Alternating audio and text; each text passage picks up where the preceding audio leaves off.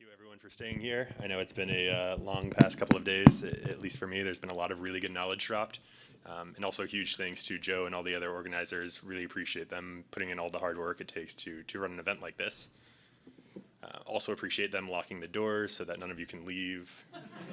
You're here now, it's one way out only, so I hope you enjoy it. So, as Joe said, I'm going to be talking about the Verizon Data Breach Investigation Report. Real quick disclaimer, that's a Verizon building in New York where I live. If you know anything about that building or would like to talk about it later, I'd be more than happy and interested to talk with you. But I do not work for Verizon. This is not a Verizon talk. This isn't even a vendor talk. I work for RSA, but not today. Today I'm on vacation. I was hoping it would be kind of like this, but it's more like that. And so I've lived on the West Coast for a long time. I'm quite used to this 9-month rain season. And so I was very excited to come here to see friends, not necessarily to see the city. The agenda for today. First, we're going to be talking about what the Verizon Data Breach Investigation Report is. As you can tell already, I often trip up over that word, so I'll be calling it the VDBIR, the report. Basically, all the facts in the top portion of the talk that we talk about are going to be directly from the Verizon Data Breach Investigation Report. We're going to be covering the top trends, the hot industries that have been mentioned in the report. Then I'm going to shed a little bit of light on defensive techniques, and I hope we have discussion. This can be as casual of a talk as you guys would like it to be. I encourage people to interrupt if something isn't making sense. If you want to call FUD on something, please do so. I also brought some little trinkets in case there isn't much discussion. We in InfoSec often have very big opinions behind our keyboards, but I know I myself am very bashful in person, and so try to incentivize you with some little prizes. So what is the Verizon Data Breach Investigation Report? I believe that's the flag of Portland, but someone correct me if I'm wrong. It was kind of difficult to figure that out. Yeah, I'm getting a head nod, so I guess I did it right. So when we talk about the Verizon Data Breach Investigation Report, as Joe said, this is a yearly report. In 2018, they focused on 2017's data, and this was the 11th year of the report. When I talk about the report, I talk about it as a pseudo-random meta-threat intelligence report, not only to poke a little bit of fun at it, but I think that also gives a good overview of what we're talking about. When we talk about pseudo-random, we're talking about where does the data come from. In this report, there were 67 individual contributors that fed data into the report, coming from 65 different countries. So a pretty broad-reaching sample of our industry. Of those 67 investigators, they fall into 3 main buckets. The first one is external investigators, or well, third-party investigators to the company being investigated. So Verizon is very clear that these are not Verizon data breaches. They don't have 50,000 data breaches in Verizon internally every year. There's Verizon Enterprise Services IR team. I have a couple of friends that worked there previously. Really solid people, really good services. Everyone in our industry has an IR team these days, but the data mostly comes from their investigations.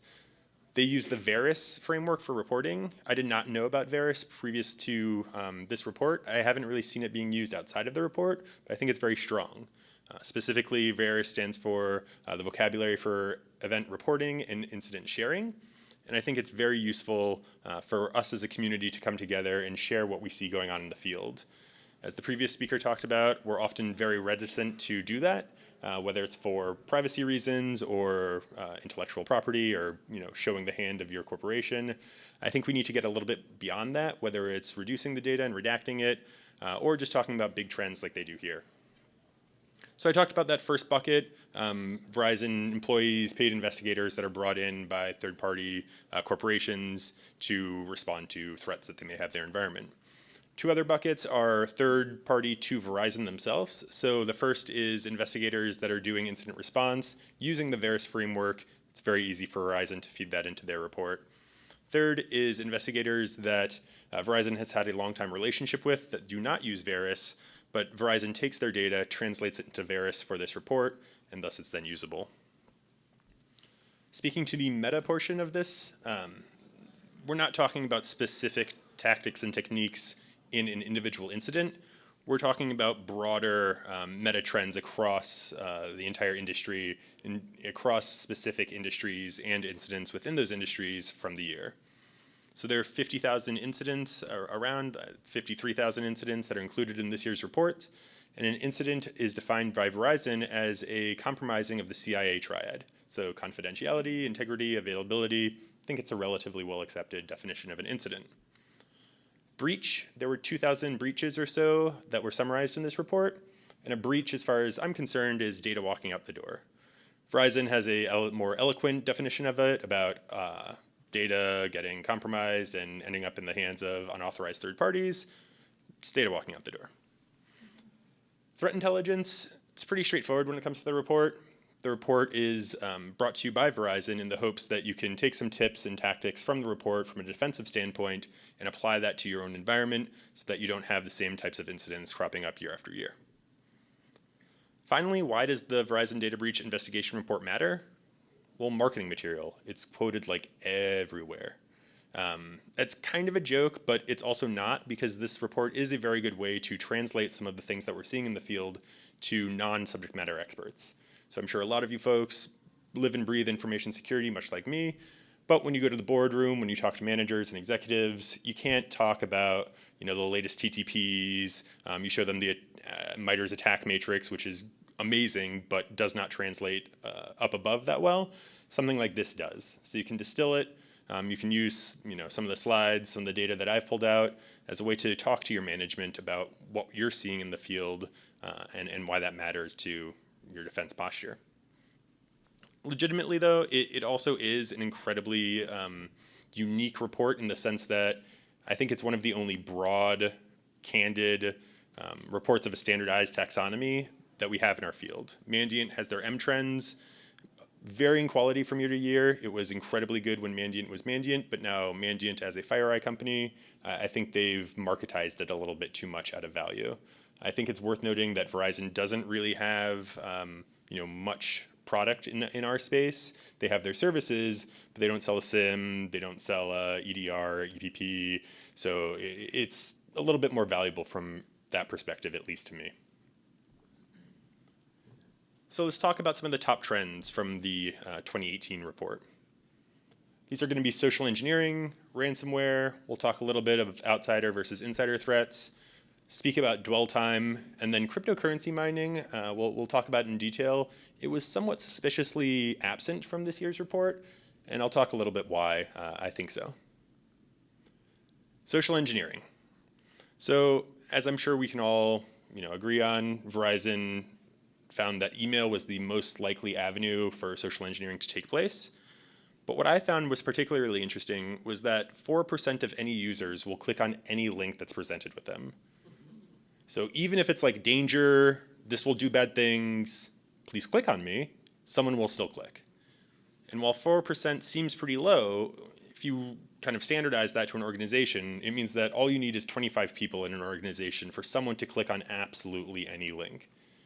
Verizon also found that repeat offenders are a big thing. Once you click on links, once your behavior is that to click on links, you're going to do that more often. It's kind of shown that that happens even in the face of training and awareness. Pretty depressing. Speaking of training and awareness, only 17% of phishing campaigns were found to be reported inside of an organization. So say what you will about training and awareness, I think we can all agree that when only 17% of people are reporting phishing campaigns, we still need some more work on that front. Also, kind of ancillary to social engineering, using stolen credentials was the top cause of data breaches. And so when we work in an industry where it's much easier to hack humans as opposed to hacking machines to get someone's password, that's definitely something that needs to be taken into consideration. Talking about ransomware now. That is the now infamous photo of WannaCry. If you guys are not familiar with WannaCry, you can talk to any one of these many organizations and many more. I think Boeing is just up the road a little bit. You can go and knock on their door. I'm sure they'd be more than happy to open their books and talk about what happened. But ransomware topped the list this year in as the number one malware-related attack vector or attack technique. Moved up from 4th place in last year's report and moved up from 22nd place in 2014. So it's definitely on the rise. I think I do incident response and forensics in the field, and I've definitely seen it as pretty much the number one thing that's been affecting our customers. There's some debate as to whether that's just because it's so noisy. I mean, when you have a page like that splashed up on your screen, it's very obvious that something's going wrong. But I think nonetheless, it is a very common attack vector. What I think is most important within the Verizon dataset is that they found that ransomware is increasingly infecting critical business systems as opposed to just desktops. So that affected a lot of these people here. And it's pretty scary because attackers no longer need to blast out across your entire organization. They can do some targeted reconnaissance, discover what your crown jewels are, and just hit those because they pretty much know you have to pay. In the case of more commodity ransomware, we see a whole new industry being developed as ransomware as a service. So unlike the targeted attacks, these attacks are asking for very small amounts of money, but due to the commodification of it, it's very easy and there's a high availability of that in the field. It's kind of like the new tool of script kiddies is to go out and just launch ransomware as a service campaigns. Sometimes you'll see these being advertised as stressors under less malicious sounding names, but they're all pretty much the same in practice. Similar to social engineering, over 90% of ransomware was delivered via email. So email is definitely a very prevalent vector for attacks, and I think that's something that needs to stay top of mind. We'll talk about industry-related data shortly. Email doesn't discriminate against any industry. Everyone's facing email attacks. So let's talk briefly about insider versus outsider attacks. As you can see in this graph, outsider attacks are up here, insider are way down here. So despite all the marketing material, all the noise that you hear when you go to RSA conference and Black Hat, insider attacks really aren't that prevalent. They're only about a quarter of the attacks. And when they are prevalent, it's mostly due to error carelessness. We'll speak about this a little bit more specifically in healthcare, but I think we can kind of agree that there's an industry overemphasis on insider attacks.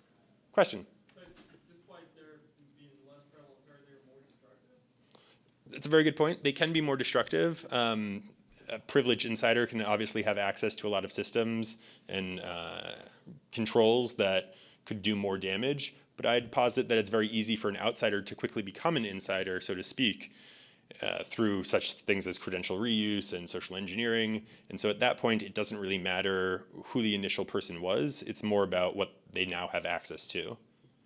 But yes, very good point. And I think that's kind of why we focus a lot on it. There's been certainly a lot of media attention, kicking off with Edward Snowden, now more so with Reality Winner. There have been a lot of big media sensationalistic stories about the dangers of insiders. It's also kind of sexy, like that rogue insider, as we'll see very quickly, that guy. You don't want him wreaking havoc in your environment. You just leave that red stapler alone and all will be fine.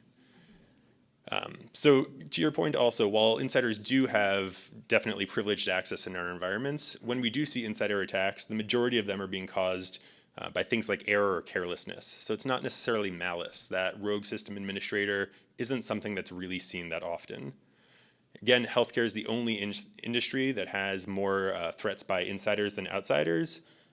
Again, though, error or carelessness. So external threats. We see that over 75% of them were financially motivated.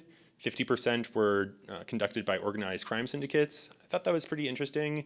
It really just shows the transition from a criminological standpoint. It's now easier to attack digital systems than it is physical. There's that popular meme of someone holding up a bank and saying, dude, you could have gotten a lot more money through our website. So it is interesting to see the trends kind of follow in the digital space. And when it comes to external attacks, despite our focus on them, only 13% were due to espionage, similarly around 12% by nation-state attackers. So I think much like insider attacks, there is some sort of overemphasis, albeit however small or big, on those kind of APTs, the bears, the pandas, all of those good things. Dwell time. As a defender, quickly like to know who's a defender in this room, a hunter, blue team. Yeah, so this is really embarrassing for us. It's found that 87% of compromises took only minutes or seconds even to execute, while we found compromises in only 3% of the time in that same time frame in minutes or seconds. Vast majority of times, it's 2/3 of the breaches take months or longer to find. The 3-month benchmark is often quoted. on my day job, I work in a lot of customer SIMs and packet capture technologies, and it's kind of interesting that most people have a retention for 3 months. So when you find that breach in your environment, you find a compromise, you only have 3 months of data to look back on. So it's not to say that the breach or the actors have only been in your environment for 3 months, it's just that's all you can see. So I'd posit that attackers are actually in our environments much longer, doing reconnaissance, getting kind of a lay for the land, and then living off of it. What's also pretty embarrassing is that in many different incidents and breaches across all different types of industries, it's not the organization itself that discovers the breach. It's often a third party, a partner, law enforcement organization, sometimes even your customers. I think we can all agree that is not an ideal scenario. By the time that the FBI is knocking at your door, it's often far, far too late to prevent any sort of critical business damage. So cryptocurrency mining. Cryptocurrency mining is again suspiciously absent in this year's Verizon Data Breach Investigation Report until you get around 90% through the report. Appendix D is in fact the first time that cryptocurrency mining attacks are even mentioned. Appendix D is Verizon's year in review. So it takes all the months in 2017, kind of gives a brief summary of the different incidents that affected companies in those months. It's mentioned in 8 out of 12 of the months in 2017. So it's clear that Verizon knows that this is going on. Seemingly something was kind of missed here in the report, but I do have one possible explanation. I'd love to hear your folks' guesses as well. My guess is that cryptocurrency mining attacks rose, SOX then had to respond to them. Finally, the industry analysts such as Verizon needed to funnel them up into their report. So my guess is that in next year's report, we're going to see this as one of the top trends, likely right behind ransomware, but that it just takes a little bit of lead time for it to make it into the report. I think cryptocurrency mining is not necessarily data breach. Maybe that's why it's not at least particular. That's absolutely true, but it should have showed up in the incidents because it's absolutely a violation of the CIA triad, whether you're talking about availability or integrity. That is a very good point that I think sometimes we overemphasize cryptocurrency mining as a breach type of incident. It's often at Dell's CERC that are corporate overlords. It is considered a declared incident, but it's not in the report at all. And so even as one of the top trends, I would have expected it to be there. Looking outside of the report, I think it's only logical that these attacks take place and that they may in fact be on the rise, or at least were. It's very easy to conduct them in the sense that there's a low barrier for entry. You also get immediate access to the funds as an attacker, and they're relatively non-destructive if you're doing them correctly. So if you have a large set of users, you can do a very slow roll of cryptocurrency mining, very low processing. You can even do them on IoT devices, security cameras, routers, and monetize that very quickly and not need to wait for someone to pay a ransom in order for you to get results from it. It'll also be interesting to see as the cryptocurrency markets declined in value themselves, if that's going to have a corollary decrease in cryptocurrency mining attacks.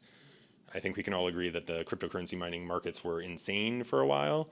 Now they've come back to earth a little bit, and so it'll be interesting to see if the incidence of these mining attacks decrease as well.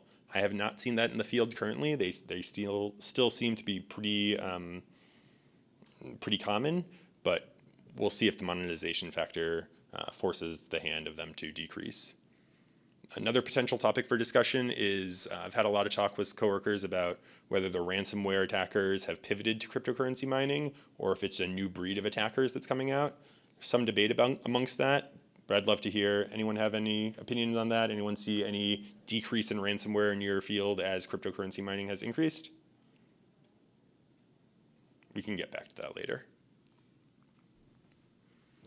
So now the hot industries. I was very surprised to see that Portland had a port. I'm not sure quite how that's possible, but it does, and that's it. It doesn't look completely that robust, but I'm impressed. For a landlocked city, you guys have a port.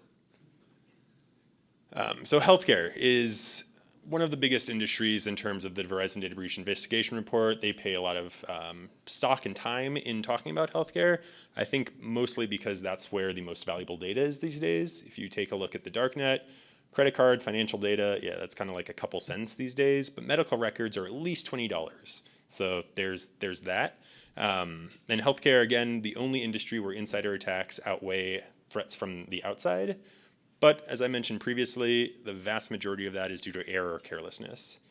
I think we can agree that when we go to the doctor, whether it's doctors or nurses, there are a million different systems that they're all using, whether it's Epic or home-brewed systems. I see my doctor going into like 8 different terminals, having no idea what he's doing pretty much every time I go there. So I think it's only natural that some error is introduced just through the human element. These are also not necessarily the most technical savvy folks, nor should they necessarily need to be. So I wish we could do something more in that realm to make it easier to secure our health records, which is, at least as far as I'm concerned, is pretty much the most important data about me.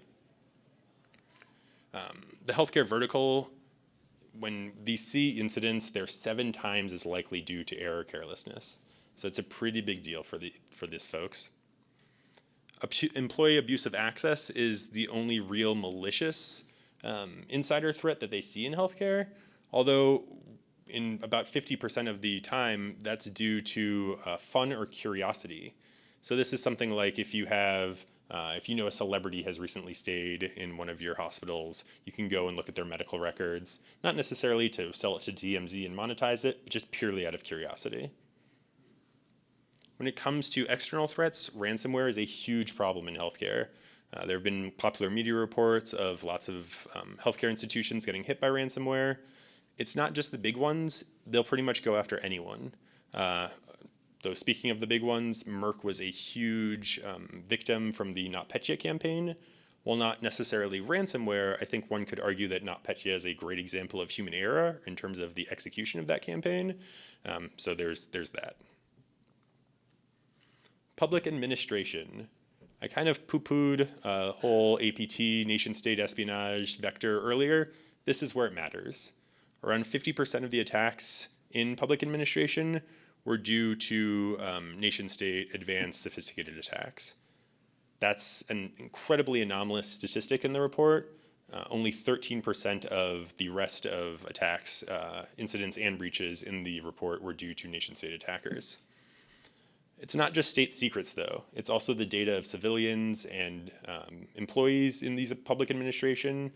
Breaches of citizen and personal data were double-fold compared to the theft of state secrets. I thought that was pretty interesting because it's not just kind of the intellectual property of the F-35 that people are coming after. It's, as the state of Georgia can attest to, pretty much everything that they have. And much of what they have is data about us. So I think it's in all of our interests to help defend public administration, not necessarily the whole military complex, but at least the local and state governments that really are necessary for day-to-day life to function. It's not mentioned in the report, but I think critical infrastructure is also going to start coming into play, whether it's traditional critical infrastructure like industrial control systems, water treatment facilities, or new age types of technologies like connected cities, connected cars. Public administration is behind all of this, for better or worse, and so we need to ensure that those vectors are defended against as well. Information technology. I know probably many of you in the room are from this field. We have Amazon and Microsoft up north. We have Silicon Valley below us. Intel is either to the east or the west. I'm not entirely sure. But distributed denial of service, our DDoSes, are rampant in IT. It's over 50% of the attacks that we see are DDoS campaigns.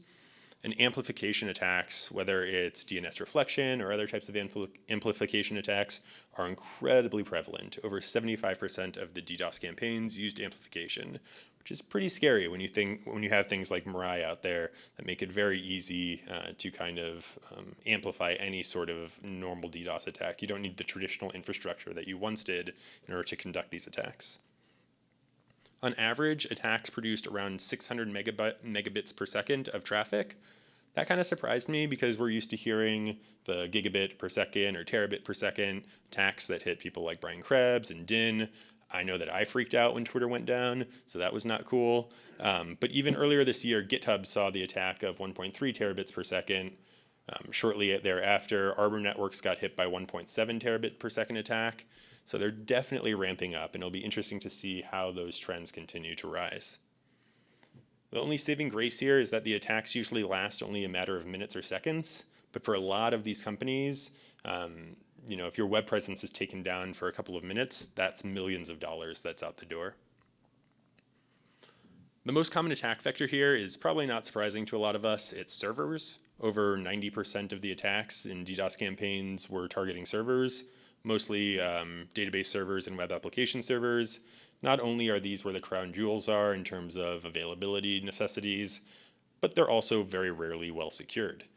That's for a number of reasons. The talk previous went into a depth about DevNetSecOps, the new kind of hybrid term of overarching security and development unicorn life. I think we're spreading our talents a bit too thin these days, and so we need to take a bit more considered approach in securing these types of assets, especially when they're so core to our business. One good thing is there was a significant decline in breaches in IT in 2016 and 2017, so we're not doing a horrible job at least. An industry that's doing a pretty good job is the financial industry. They're the only industry to have significant declines and decreases for incidents and breaches pretty much for the past 5 years. The past 3 years have a steep decline. I'm relatively proud of that. I work with a lot of financial folks out in New York. They spend lots of money though, and so it's somewhat difficult kind of model to follow because not everyone has the dispensable income that a bank does. These days, the current threats are mainly physical. So whether it's ATM skimming, card skimming, or ATM jackpotting, I mean, we've known about these for a long time. This is from Barnaby Jack's presentation at Black Hat 2010. So it's been out there for a while. We have an ATM next door. I think it's hilarious at how easy it is to pop it, even just with picks. And so there definitely needs to still be a lot of work done from a physical perspective. Education. Education's a funny one when it comes to the Verizon Data Breach Investigation Report. Over 10% of the attacks had fun as their primary motive. I just think that's great. I know when I was a student, I was doing things I probably shouldn't have, not from a malicious standpoint at all, just because you go to class, you hear some new techniques, you go on the forums at night, and you need somewhere to test your new skills. That's usually your campus's network. So I just wanted to give a quick shout out to anyone in academia here. Keep up the good fight. Also in education, you'll see things like this. Verizon, I think, does a very good job with their graphics, but every once in a while you'll get something like this. And I would love to hear if anyone in the audience can form any sort of logical trend from this graph.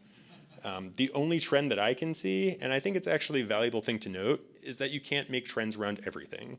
Not everything can have a baseline, an average, an anomalous vector. You need to kind of take a considered approach and look at your own environment, whether it's your industry or your specific enterprise, and defend accordingly.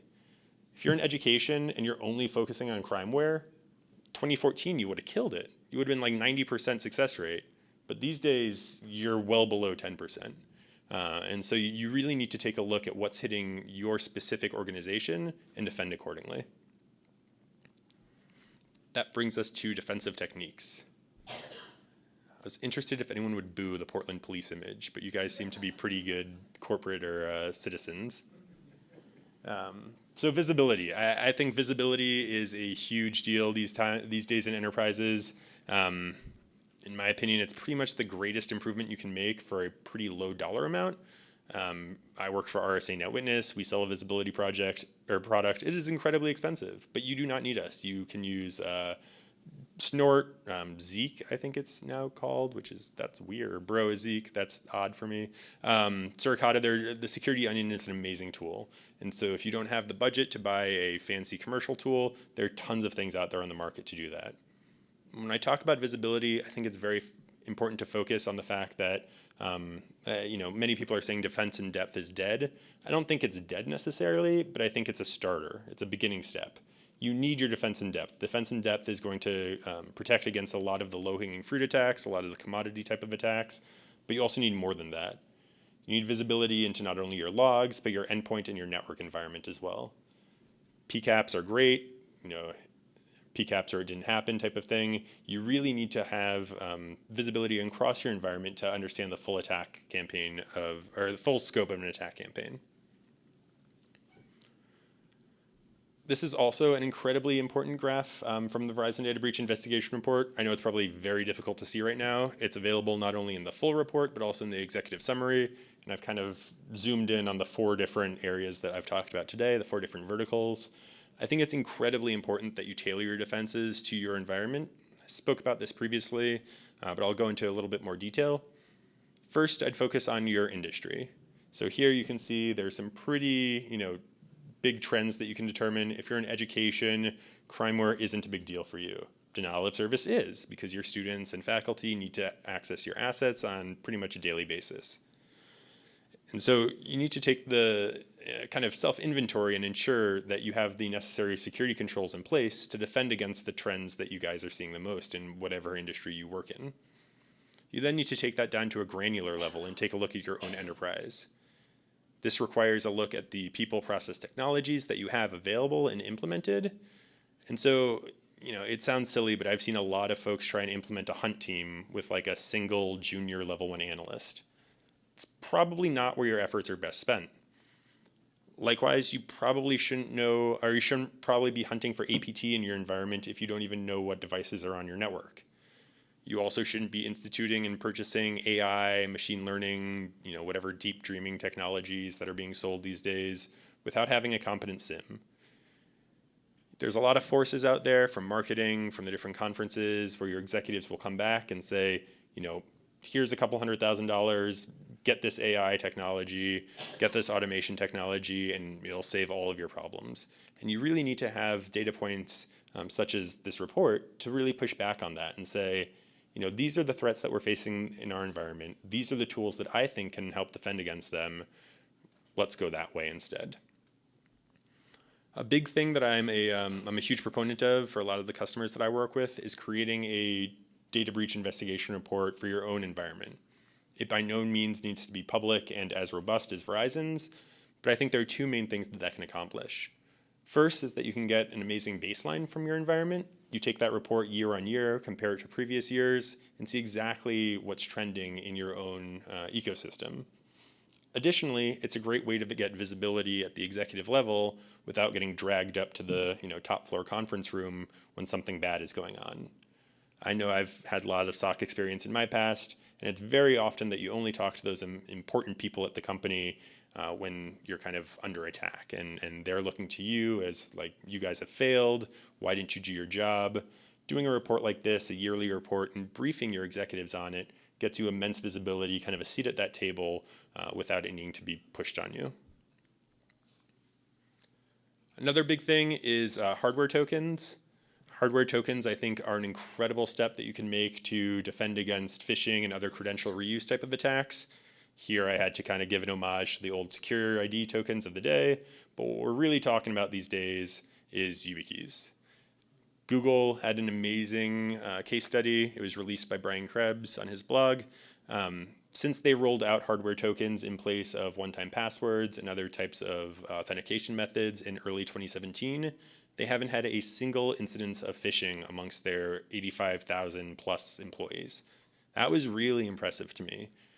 I'd been using, Google Authenticator, try not to do SMS whenever I can, but I completely switched over to YubiKey after that with a pretty low growth or learning curve.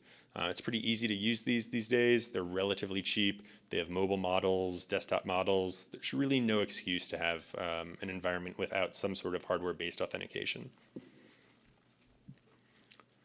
Finally, you really need to focus on the basic building blocks before you do anything else.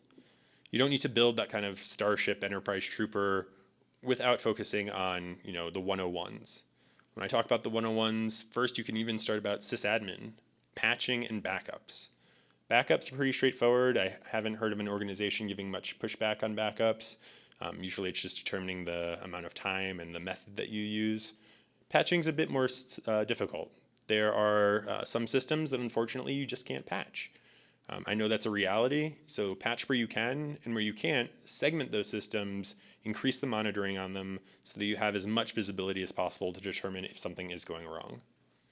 After you kind of hit off the sysadmin 101 checklist, move to the CISSP. I know we all joke about it, but there's some valuable information in there. Whether it's, keeping need to know privileges, privileges of least access. You really need to know who in your environment has access to what, determine what the criticality is of those assets, and ensure you're doing roving audits of that. Netflix has an amazing program. The name escapes me right now, but I believe it's open source, where they have a protocol that will kind of do random reduction of privileges. Chaos Monkey, thank you. So if someone complains, they say, hey, I need that, it's part of my daily job. You can either automatically re-enroll it, or you can do a manual review and ensure that they actually do need it. If no one complains, probably shouldn't have had access to that in the first place.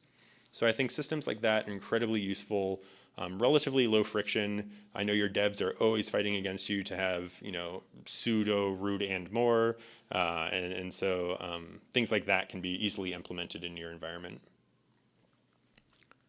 So that is all I had. I did not want to spend the 50 minutes kind of distilling every single statistic in the Verizon Data Breach Investigation Report.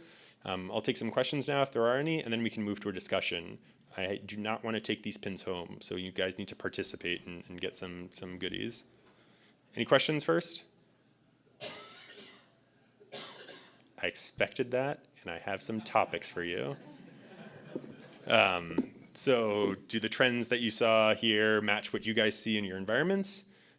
Why do you think we as an industry may overemphasize such things like insider attacks, nation state attacks? How can we become more tailored and thus effective in our defenses? And what do you guys use? What defensive techniques do you use that you'd like to share with others? I'm a huge advocate of sharing in our community. I think it's great. And so, this is a forum now for you guys to do so. Yes?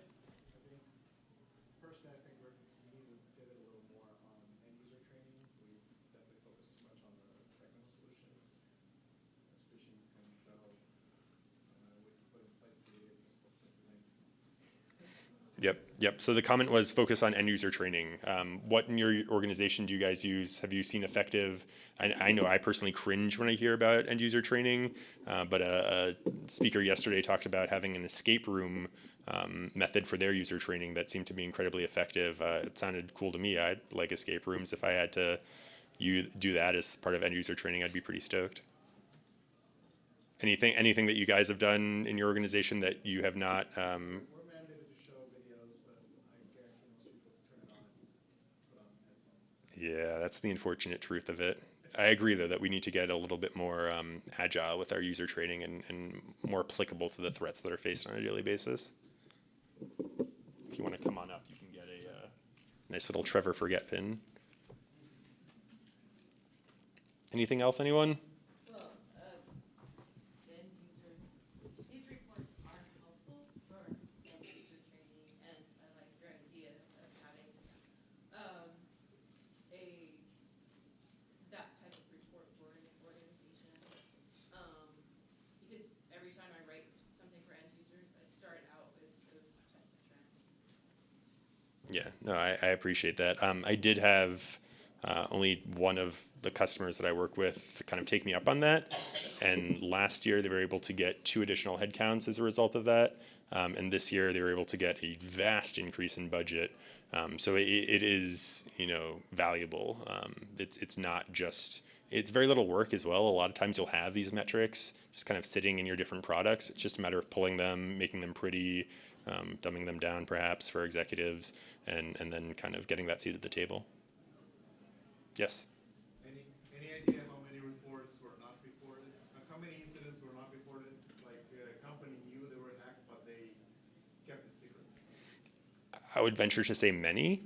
But yeah, if Verizon didn't know that it existed, there's no way to put a metric behind that. So I think it's really hard to say.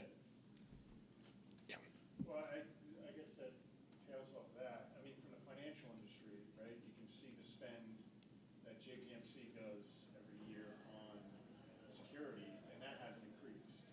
It's increased to inflation, but it hasn't really increased. Yet in this report, financial industry attacks have gone down. Do we really believe that they're getting attacked less, or they're just able to keep it out of the media less?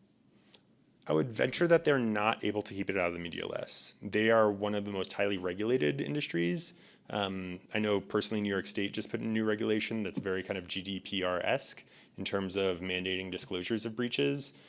My guess is that they have been so fortified for so long now that they're just not the target that attackers are going to take. There will always be the concerted attackers that hit the SWIFT system. You still hear about these things happening, but in terms of a single institution getting breached, it's far and few in between. Yes? I have a comment and a question. So the privilege reduction thing you're thinking of, Chaos Monkey isn't Inflixing, but it's Aardvark and Relocate as the privilege reduction. Aardvark is the one that I was thinking about, yeah. And then my question is, in this report or generally, is there something that tries to quantify the magnitude of these breaches, whether it be people impacted, monetary, reputation? Is there some sort of scale that you can measure on as they seem to get bigger and bigger? Yeah, that is not in the scope of this report as far as I know, but it is a personal question of mine. Those numbers and metrics are incredibly far-ranging. It's as low as $200,000 for someone like Target, and in my mind, I'm like, well, that's pretty cheap compared to a security tool. So I hope we don't take the trend of just considering these things as like shrinkage and shoplifting, where it's cheaper to get breached than it is to put the security tools in place to detect them. But you also hear estimates going all the way up to like $200 million. I'd venture it's somewhere in between, but in a lot of the more destructive campaigns that we've seen, in the WannaCry and the NotPetyas of recent, there was definitely significant and major disruptions to business that must have exceeded even the $200 million mark. Just from personal knowledge of those attacks, some of those companies were very heavily affected. I know Maersk is still cleaning up from that. Also, not disclosing the attack can be very expensive. Uber was recently fined like 150 million or something. Yep. It's crazy. Yeah, it's probably not good to use a bug bounty as a facade of paying extortion to a attacker. I think that was the Uber scenario. Definitely not a good look, especially when Uber has so much other things going on. You think they'd behave well when they're outed in an instance like that. Yes. Is there other reports you recommend besides Verizon? I found a lot of vendor-specific ones, but I don't know if they have the validity of what they're reporting. Yeah, that reason is specifically why I solely kind of use Verizon. I do check it, especially in preparation for this talk. The trends that they report on pretty much match the other ones in other reports. Mandiant's M-Trends was a huge thing for me a while back. It's become a little diluted in my opinion. But I would love other suggestions if people use other metrics and other reports. Gartner is Gartner, and so not going to say much more about that. But there definitely are a lot of reports out there.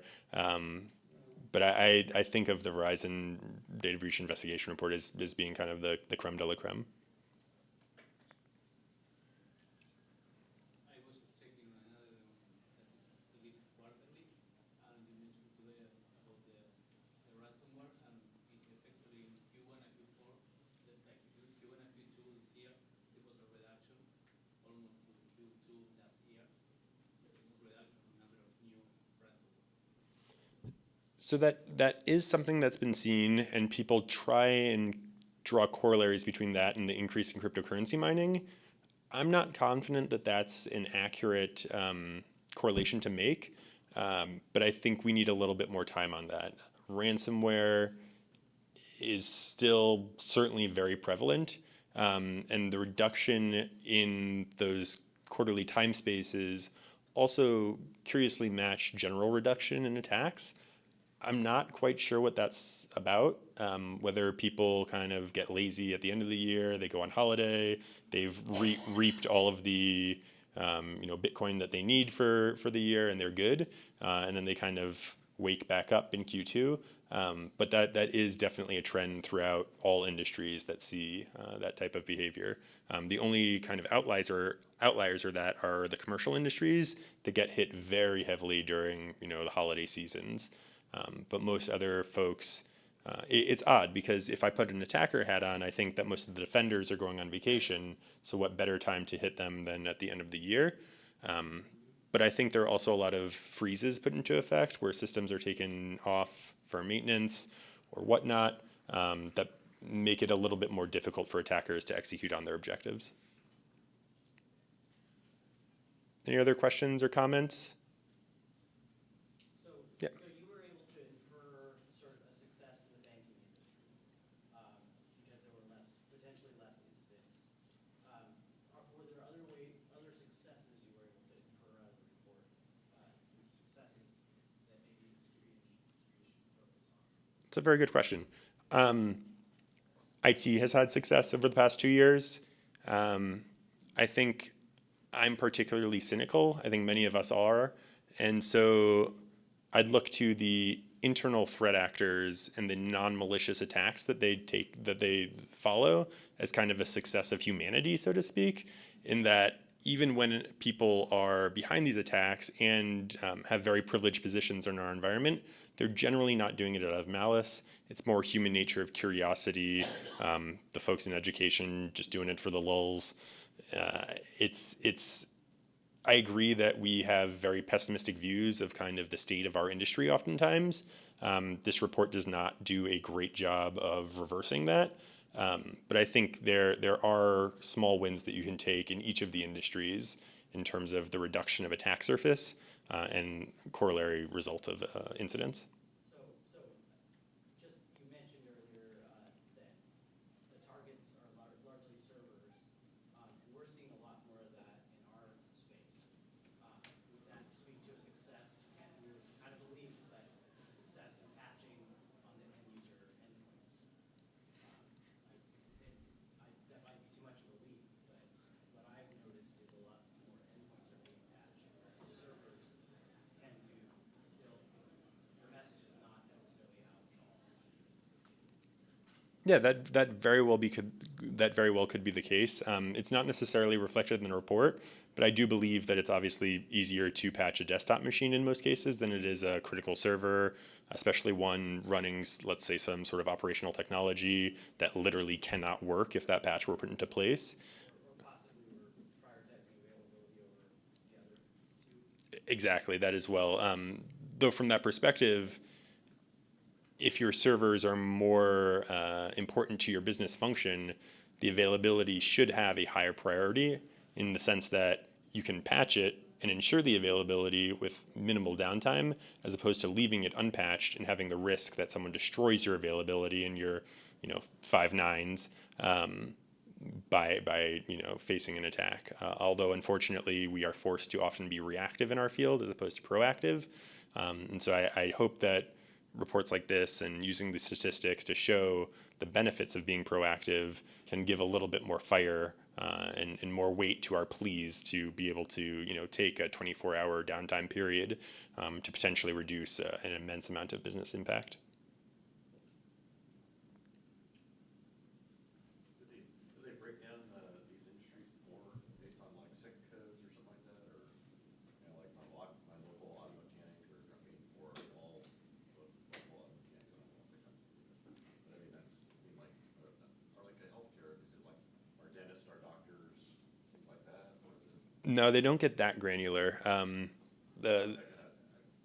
goes on, it seems like it becomes easier to do that as programming, in a programming way, rather than spend your time on something that's highly secure. That's true. I don't think we've gotten there now where there's such granularity amongst the defensive postures within certain industries.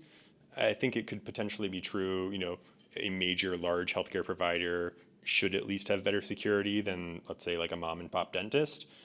But that large healthcare provider would arguably also have much more valuable data. And so it's hard to make that kind of distinction as of now. I'm also not sure that Verizon has brought in two incidents of much smaller corporations. Their services, much like everyone's services in this field, is not cheap. And so it does take a certain barrier of entry.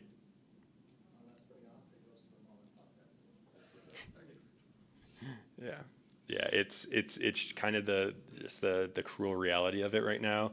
A lot of folks in the small medium business areas don't even have the visibility to understand if something like this is happening. And that's where I think we really need to get better in terms of enabling folks, building secure by design systems so that you don't need to have core security background or even a security employee on staff to have a decent chance of surviving some sort of attack. Yes. To what extent do you think some of these gains that we've been seeing in financial services are a direct result or indirect result of regulatory intervention? You know, and saying like, okay, you need a really good risk assessment to your point, three, like you need a really good program and you need to put your resources where the biggest risks are, et cetera. I'm not one to necessarily preach regulation, but I do think it has helped. Things like we saw a huge influx in chatter amongst our customers when GDPR was coming out, much like the New York State financial regulations. So it's definitely moving the ball. Unfortunately, it's still far too slow, in my opinion. I had an interesting conversation along this point with a colleague.